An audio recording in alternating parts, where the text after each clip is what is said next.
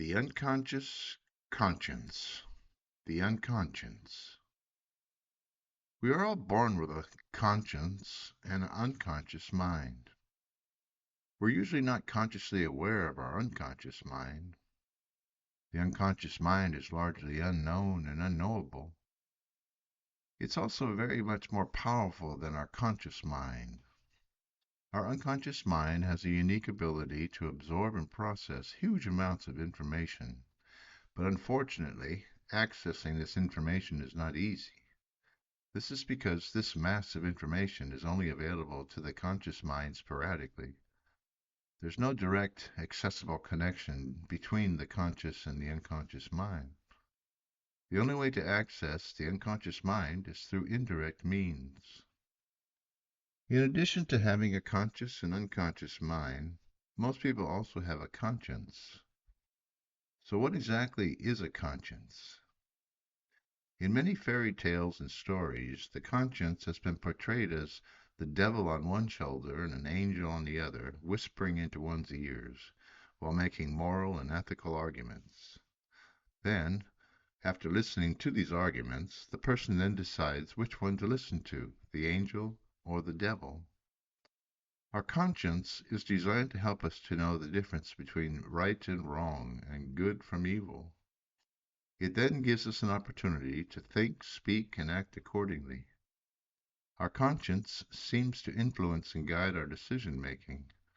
It seems to work before, during, and after we think, speak, or do anything. It tends to praise us when we do the right thing and scold us when we don't. Being treated fairly, with justice and honesty, helps us to develop a high-quality conscience. Is everyone born with a conscience? Or are most people simply born with the potential to develop a conscience over time? Can one's conscience be found somewhere in the brain?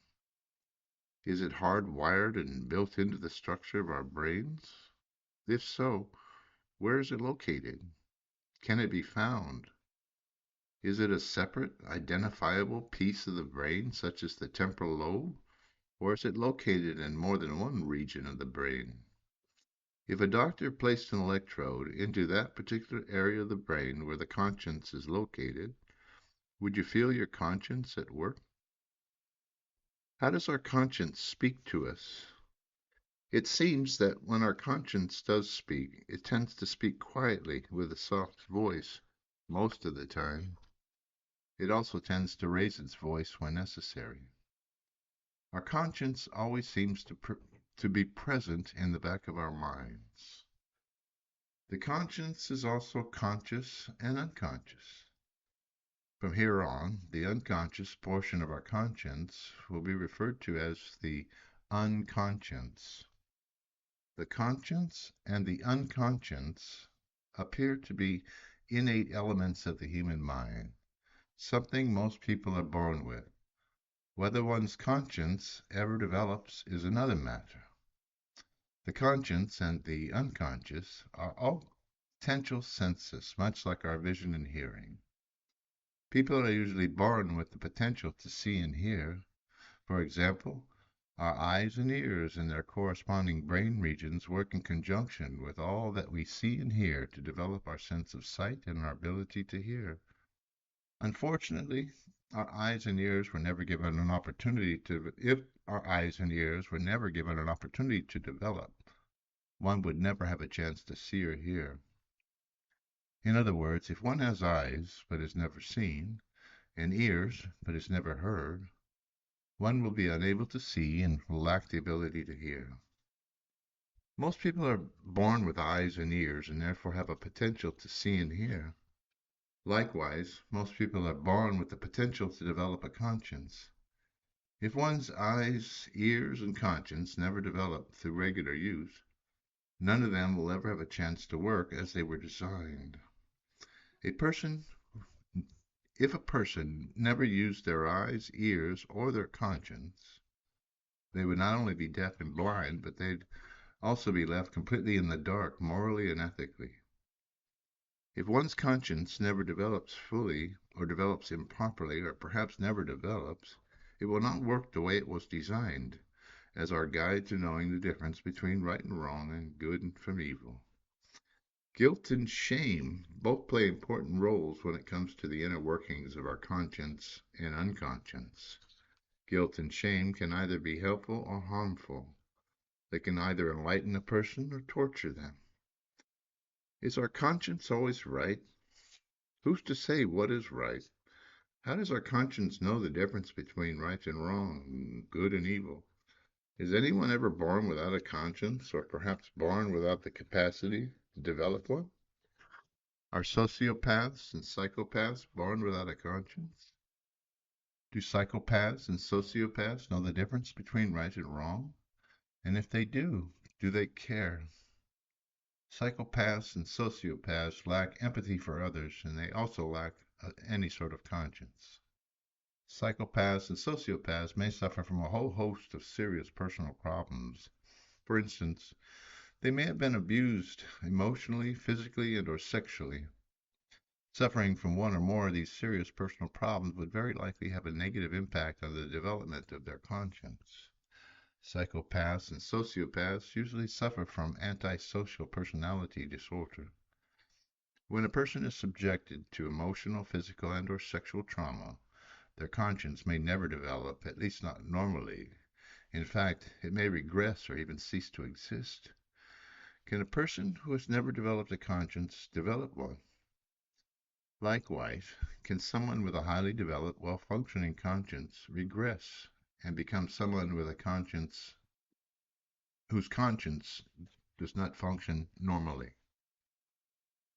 There are extremes on both ends of the spectrum when it comes to the development of one's conscience. On one extreme, there are individuals whose conscience had never had a chance to develop, which often leads to psychopathic and sociopathic behaviors. That is, someone lacking any sort of empathy for others and someone who lacks a conscience. Then there are the majority of people, those with a slightly underdeveloped conscience, others with an average level of development, and still others with a more well-developed conscience. On the other extreme are those with an overly developed conscience. These individuals tend to become neurotic, filled with a tremendous amount of guilt and shame. At what age do people start to develop their conscience? Does the conscience develop rapidly or slowly over time? Are there individual differences in the speed in which one's conscience develops? Do some people develop a conscience quicker than others, and why? At what point does one's conscience develop most rapidly? Why is it that some people tend to develop their conscience to a higher level than others, and why? It'd be interesting to learn how one's conscience develops over the course of one's life by observing what sort of experiences promote its growth and development, and which tend to hinder it. The development of the conscience, both positively and negatively, depends on one's social, interpersonal, and environmental experiences. Does our conscience change over time? Can it become stronger or weaker? If so, how? Does the conscience ever stop developing? Does it ever become fully developed? Can it reverse course? If so, how and why? Can the development of one's conscience be measured? What spurs or spurns its development? Are we taught to know the difference between right and wrong, good and evil? And if we are, how do we learn these differences? When exactly do we know right from wrong? How do we learn to know the difference? Who decides what is right and wrong, good and evil? Are good and evil simply relative, depending on your individual perspective? Or is there an objective measure? Could it be that what seems right for one person may not seem right for another? Do animals have a conscience? If so, which ones? Perhaps extremely intelligent animals such as dolphins, whales, and elephants have the capacity and the capability of developing a conscience. Is our conscience at work 24/7? Can it ever be turned off? Does our conscience ever sleep? It appears to work when we are both awake and asleep, especially when we are dreaming. Can we ignore our conscience? Does our conscience ever get tired? Does the power of the conscience ever diminish?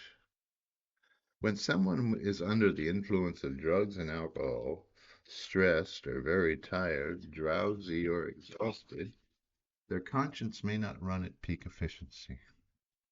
Our conscience is both conscious and unconscious. The conscience and unconscious work in tandem, attempting to guide us through the decisions we make throughout our lives. We may or may not be aware of our conscience or its full potentiality. We may also not be consciously aware of the influence our conscience has upon us.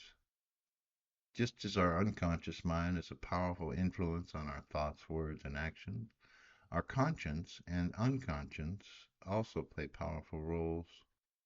Can we prove our conscience exists? How does our conscience work? How do we tap into our unconscious to access its power?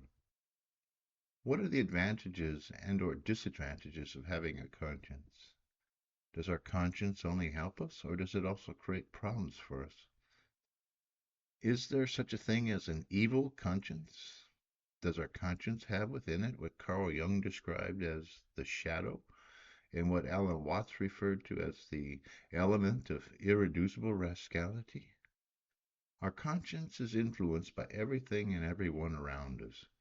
It's also influenced by our own thoughts, words, and actions. One's conscience is rather mysterious and hard to fathom, yet it plays an important role in most people's lives.